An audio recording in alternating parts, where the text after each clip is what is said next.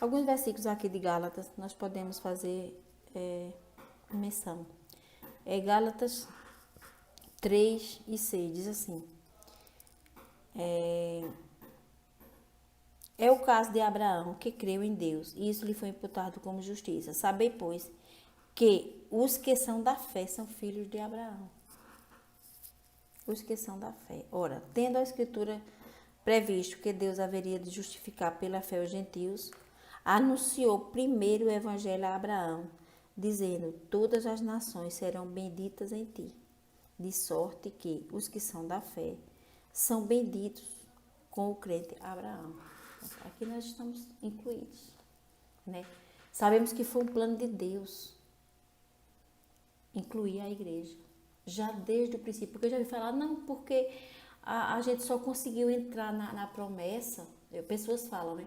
A gente só conseguiu entrar na promessa porque porque eles rejeitaram, porque os judeus rejeitaram Jesus, né? Alguns aceitaram, que foram os discípulos, os que implantaram a igreja, mas os que rejeitaram.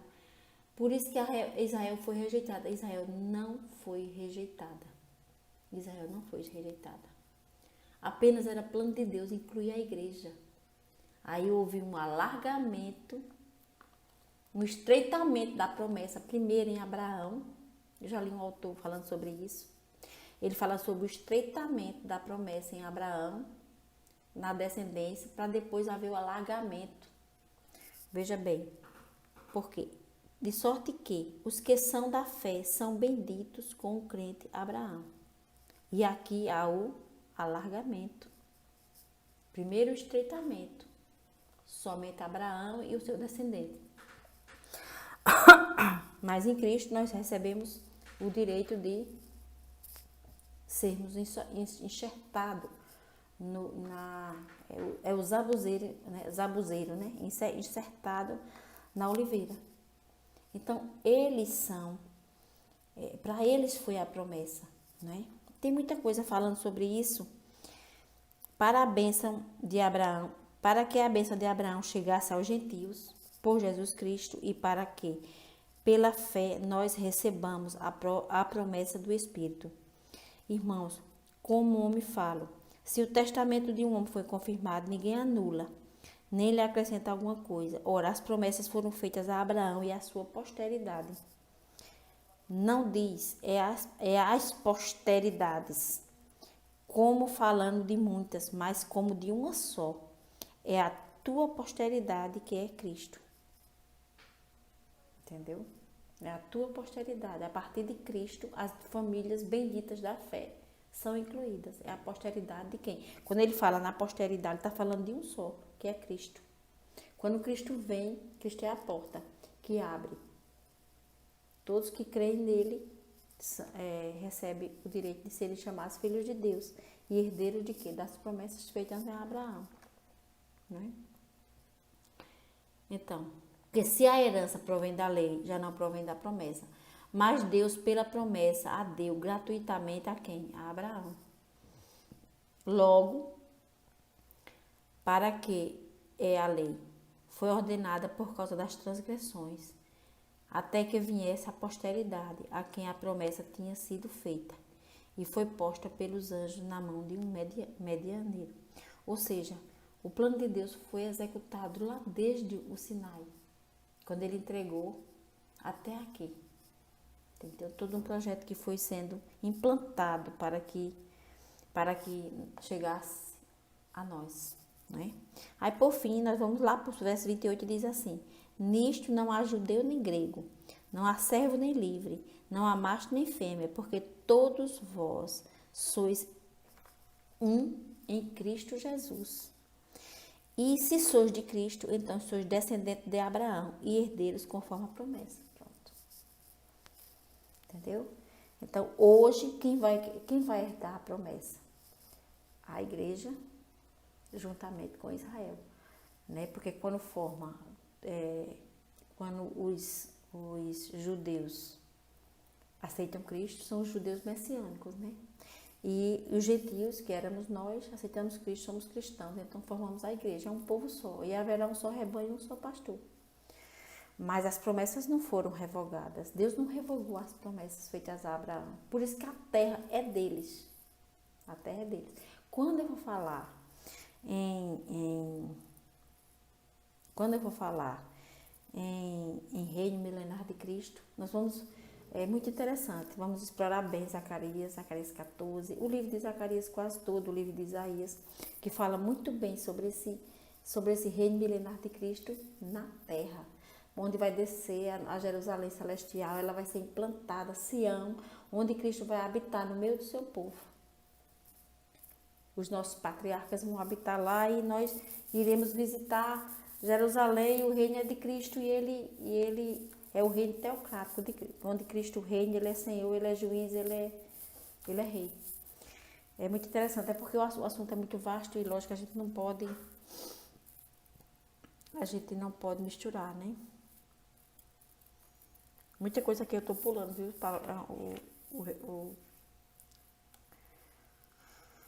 O vídeo não ficar muito longo. Então, vamos lá. Nós vamos lá para Romanos 9, né? Paulo tá retratando a sua tristeza, né? De ver a incredulidade de Israel. Porque ele é judeu da tribo de Benjamim, Paulo. E ele vê os irmãos, né? Na incredulidade, e ele crendo, sabendo que é firme as promessas de que Jesus Cristo é Deus e é Senhor. E ele vê nos seus irmãos na fé todos se dispersarem, perdendo a promessa, porque perde pela incredulidade, né? E está falando aqui, tristeza de Paulo por causa da incredulidade de Israel. Aí ele diz lá no verso 4, do capítulo 9, quem são os israelitas, dos quais é a adoção de filhos, a glória, os concertos, a lei, o culto e as promessas. Veja, não é pouca coisa, né? Deles é a lei, deles é a glória, os concertos, a lei, o culto, as promessas. Então não tem nada de rompimento. Deus vai alcançar, Jesus vai alcançar eles, os seus irmãos de sangue. Os irmãos de sangue de Jesus Cristo, eles vão ser alcançados. Porque deles é a lei, a adoção, os filhos, a glória, os concertos, o culto, as promessas, dos quais são os pais e dos quais é Cristo. Cristo pertence a eles, pelo sangue, né? Porque Jesus Cristo, assim, como homem, né, ele só teve mãe, porque José era adotivo. E como Deus, ele só teve pai, né? Porque ele é filho de Deus, como pai, como Deus. Ele só teve pai. Mas como homem, ele era o quê? Ele é irmão deles. É os irmãos de sangue dele. Né? E lá é a terra dele. A terra, como ele disse, a terra é minha. Então, segundo a carne, né?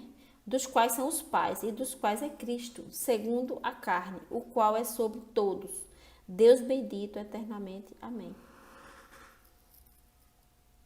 Aí depois ele vai falar aqui, viu? Não que a palavra de Deus haja falhado, porque nem todos que são de Israel são israelitas.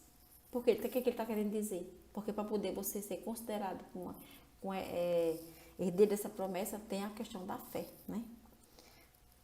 Nem por serem da descendência de Abraão, são todos filhos. Até porque nós sabemos que Abraão teve filhos que não é da promessa, né? Por exemplo, Ismael. Ismael é filho da lei. Ele representa o Sinai, a velha aliança. Né? Quem é que representa a nova aliança? É Isaac, que é o filho da promessa. É a linha. Lembre da linha. Né? Nem por ser da descendência de Abraão, mas são todos filhos. Mas em Isaac será chamada a tua descendência. Isto é, não são os filhos da carne que são filhos de Deus, mas os filhos da promessa são contados como descendência. Porque a palavra da promessa é esta: por este tempo virei e Sara terá um filho. Né? E não somente esta, mas também Rebeca, quando concebeu de um, Isaac, nosso pai. Aí é aquela linha, né? Abraão, Isaac, Jacó, tá certo? Já Ismael é filho de Abraão pela carne, mas não é filho da promessa. Então, são coisas importantes que nós sabemos a legitimidade também que nós temos. Eu falo da legitimidade de Israel Ela existe e Deus não revogou a sua promessa, né? Você veja que Abraão, nós vamos ver lá em Hebreus 11. Deixa eu pegar aqui, Hebreus 11. Abraão morreu e ele não viu. Aqui Hebreus 11, 9 diz assim, 9 e 10. Pela fé, habitou na terra da promessa, como em terra alheia, morando em cabanas com Isaque e Jacó, herdeiros com ele da mesma promessa, porque esperava a cidade que tem fundamentos, da qual o artífice e construtor é Deus. Abraão era rico, dono de muitas ovelhas, muito gado, tudo, e era detentor da promessa. Mas ele habitou em cabanas. Mas o que é que ele via? Pela fé, ele conseguiu vislumbrar a cidade. Ele era o primeiro profeta de Deus, a cidade como fundamento, artífice e construtor, Deus. Por isso que Deus falou, eu não habitarei em templos feitos por mãos humanas. Essa história de dizer, não, porque vão se construir um templo, porque para poder Jesus voltar tem que primeiro construir um templo. Eles podem construir o templo, não tem nada a ver com a volta de Jesus, nem tem nada a ver com os projetos de Deus para a implantação do seu reino. Templos feitos de mão de homens, ele não vai habitar em templos feitos por mão de homens. Ele vai habitar em Sião e vai ser na cidade onde o artífice e construtor é o próprio Deus, a cidade que desce do céu. Agora nós estamos, Jerusalém, eles estão, Israel, né? Está comemorando a festa dos tabernáculos, né? É também um tipo, todas as festas é um tipo do que nós viveremos com Cristo, né? Porque ele vai habitar no meio do seu povo, assim como no templo, que é uma figura, né? Assim como no tempo em que Jesus, em que os israelitas peregrinaram pelo deserto. E a arca ia à frente deles, né? Aquela arca era uma figura do que vai acontecer. Porque ele vem para habitar no meio do seu povo e na cidade que é construída por ele. Toda a terra servirá a esse Deus e nós iremos lá para visitá-lo. Isso é um assunto que nós vamos cuidar depois, porque é o reino milenar de Cristo. E ainda aqui, nesse mesmo contexto, né, que Abraão morreu habitando em tendas e sem ver e sem tomar posse da promessa. Tem Atos 7, verso 4 e 5 diz, porque ele não tomou posse. Vamos ver Atos 7. Para poder a gente fechar esse assunto aqui, a gente vai ver Atos 7 e 5 e 4. 4 e 5 dele. Atos 7.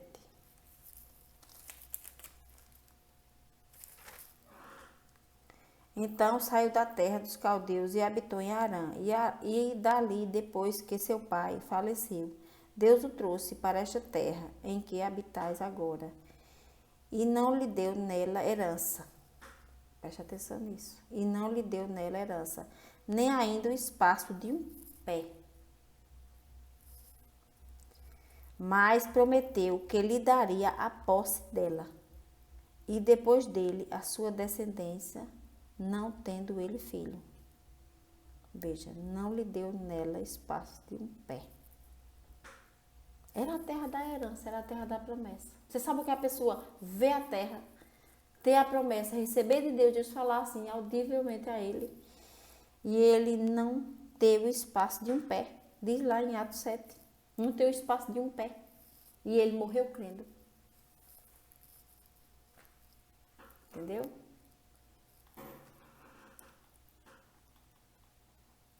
Então, irmãos, o que é que nós temos que fazer? Eu deixo um conselho para a igreja. Aliás, não é nem eu. Eu vou passar a palavra para Paulo, em Romanos 11, que diz assim. Hoje eu passei uma mensagem para minha família no Zap. Não é tempo mais de brincar. Vamos orar. Mesma coisa eu digo para a igreja. Não é tempo mais de brincar. Vamos ver Romanos 11, 21, o que é que diz? Romanos 11, 21. Ai, meu Deus, cadê? Porque se Deus não poupou os ramos naturais, teme que não poupe a ti também. Considera, pois, a bondade e a severidade de Deus para com os que caíram, severidade, mas para contigo benignidade de Deus. Se permanecer na sua benignidade, de outra maneira também tu serás cortado. O que aconteceu com a oliveira? Ela foi cortada. Aí ele pegou um ramo de zambuzeiro, que somos nós, enxertou na oliveira, para ele florir. E agora o que é que vai acontecer? Ela vai ser reincorporada porque ela é a raiz, ela é da planta, ela é natural da planta. Ela tem que ser. Não existe projeto de Deus sem Israel, tá certo? E não existe projeto para Israel sem a igreja.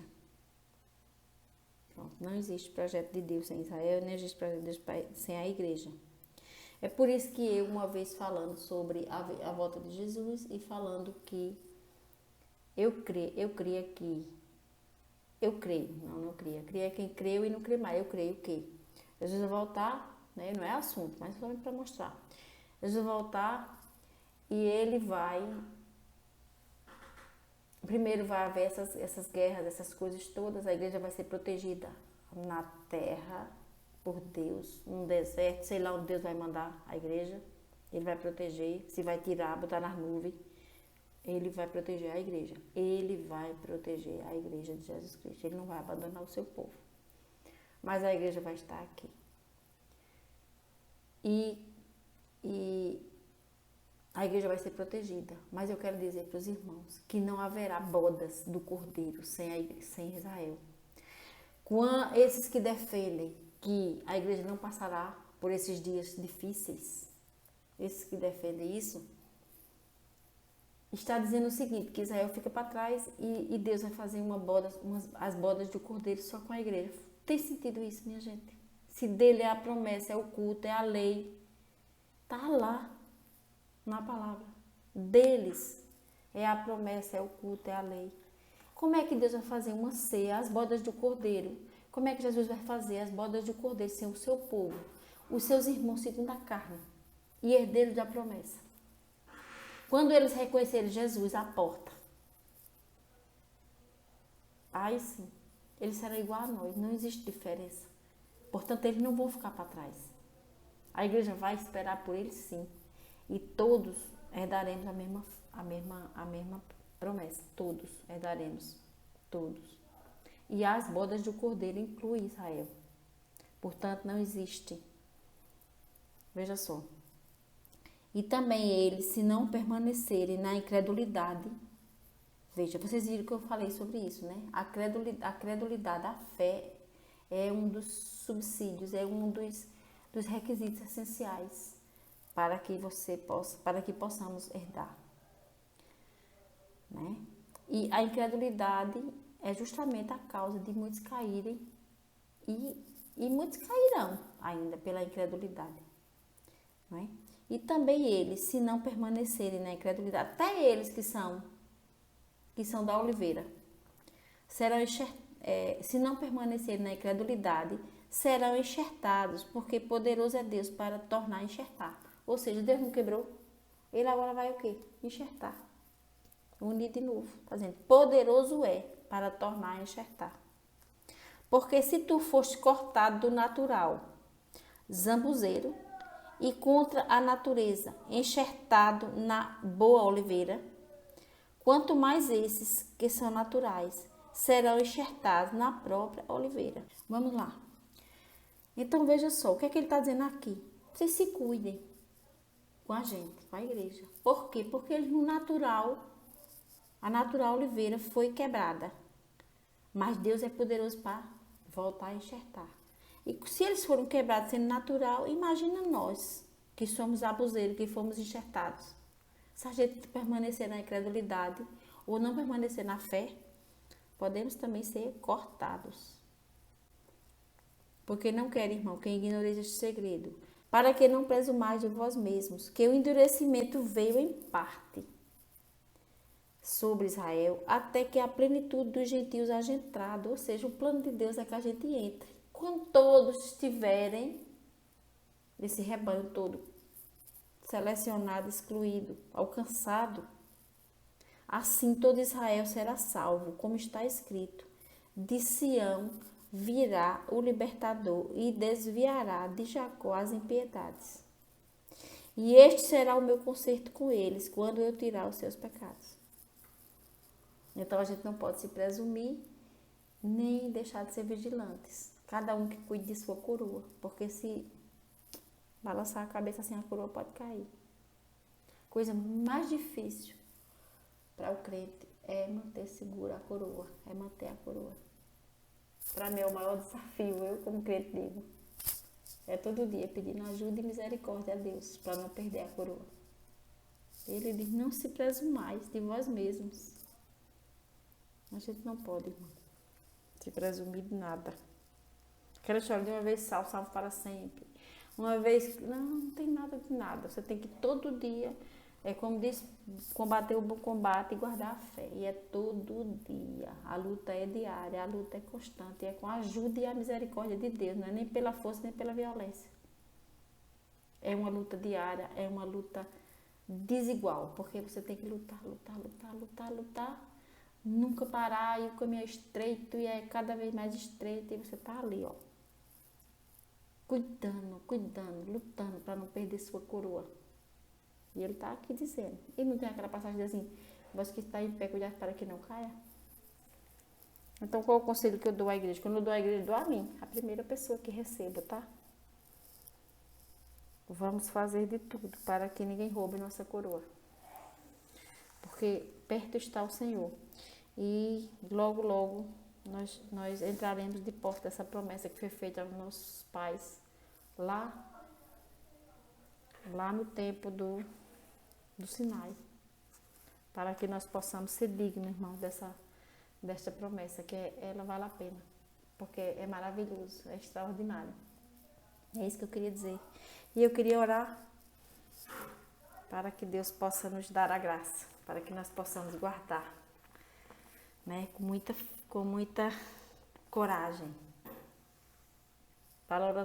valorosos e corajosos, como guardiões da palavra e da fé. Amém, irmãos?